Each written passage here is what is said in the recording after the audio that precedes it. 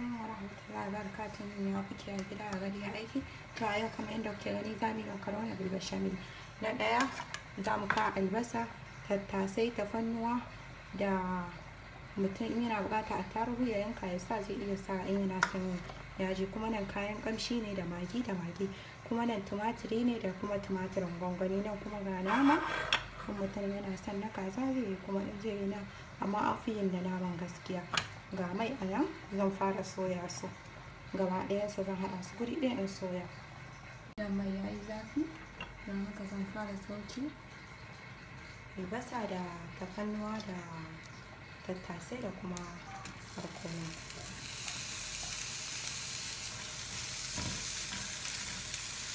Zan fara soya su.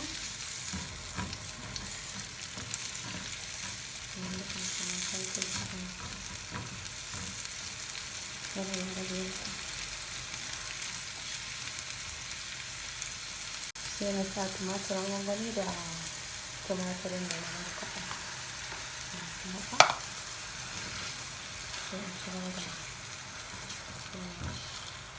Kuna tare da Fatima Muhammad a kan YouTube channel ɗina. Insha Allah za ku samu duk na Laraba da na zamani gaba ɗaya insha Allah.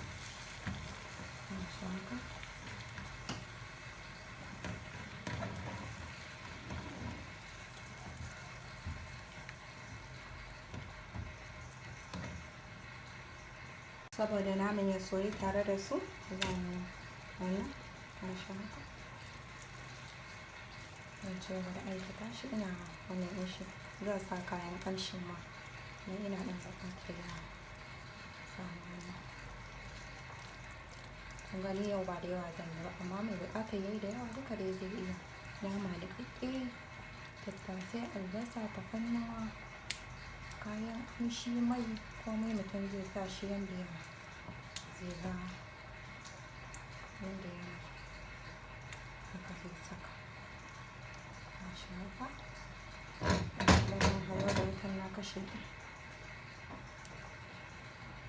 Gashi haka kuma zan sa kayan ƙamshin da magi.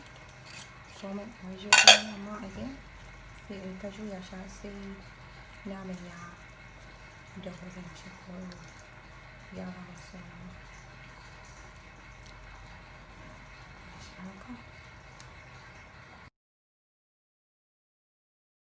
Yanzu ban shi kamar haka da gishiri. Bayan nan zan zo in kawo madara, mai, tukunya da kuma fulawa kamar kofi ɗaya kamar haka. Sai in saka, zan ƙara da ban cika kofin ba kamar haka. Yayi to shi kenan sai in sa mai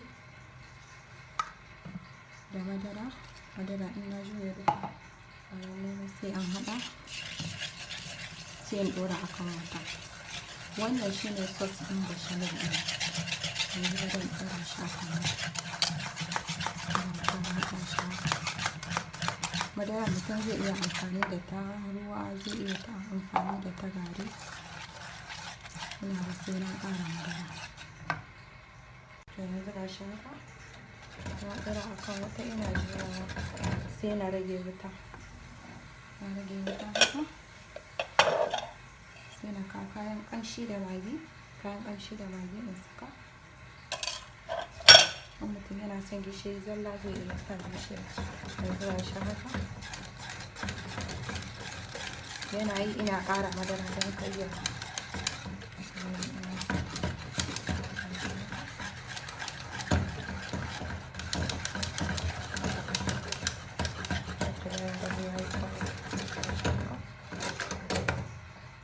to again zan kawo ta in zuba ita ma naman ce ta ne sai in zana tuno. Ina juya har sai ya dahu, amma sai kana juya, in bika juya zai kukkulle. Gashi nan ni yanzu ya ɗan kukkulle saboda na ɗan tsaya ina.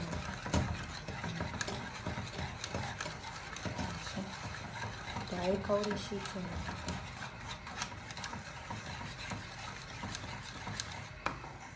To yanzu again sai in kawo wannan intanet sai in fara zubawa. kuma a gefe da na wani ba shi ko ina.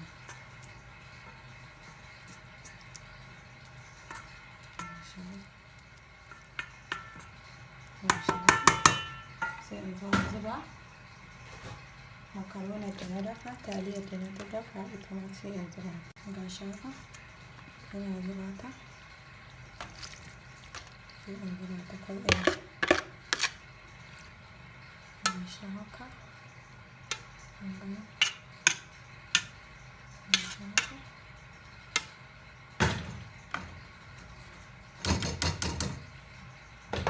in zo in zuba sos ɗin da kun ga dai ya mun gudaje, amma in mutum yana juya shi ba zai dafe mai ba saboda akwai fulawa da madara ga wacece don ma na samu gani haka ina dai ya haɗe.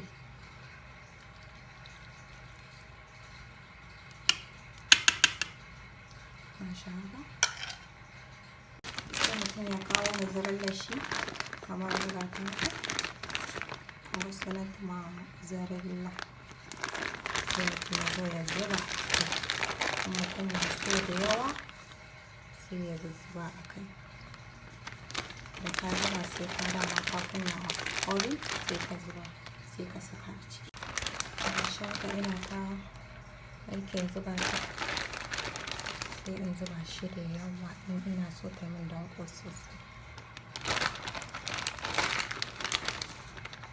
Masha Allah.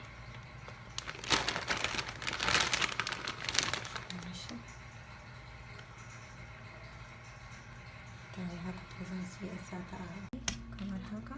Yanzu ya yi zafi zan sa ta sama in gasa shi. Ta sama zan sa, ga ƙasa ga sama. Shi a haka in bata ta ɗan ƙara nasuwa again. Bismillah, in bata ta rufe ta gasu kaɗan sai in fito da ita. Yanzu na shafa in ga ta yi, zan yayyanka ta. Ai na sani yankan ba daidai ba. Haka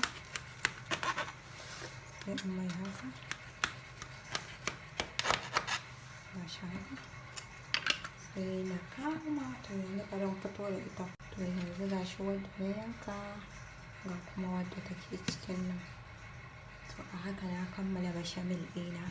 Ku danna mun subscribe, ku danna ƙararrawar sanarwa, kuma idan bidiyon ya yi maka karki mun ala ɗarɓuwan gidan to ku yi mai sharing ɗin shi a group ɗinku na WhatsApp da Facebook. Na gode, ina muku fatan alheri, kuma idan mutum yana da buƙatar ya tuntuɓe ni zai iya yi comment, insha Allah zan maido mai.